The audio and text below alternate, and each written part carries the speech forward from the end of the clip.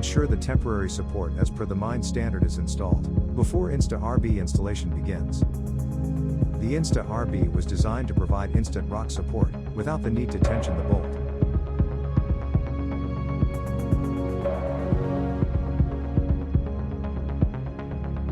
Drill the hole. Ensure the correct drill bit size. Drill the hole at least 50 mm longer than the bolt length. Insert the bolt by pushing the INSTa-RB up the drilled hole with a roof bolter or jackhammer. As the INSTa-RB is pushed up the drilled hole, the plastic retainer stays behind outside the drilled hole, allowing the leaves of the expansion unit to open up.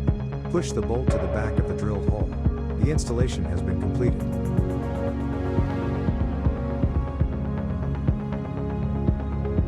INSTa-RB is also available in a groutable version. Inject grout.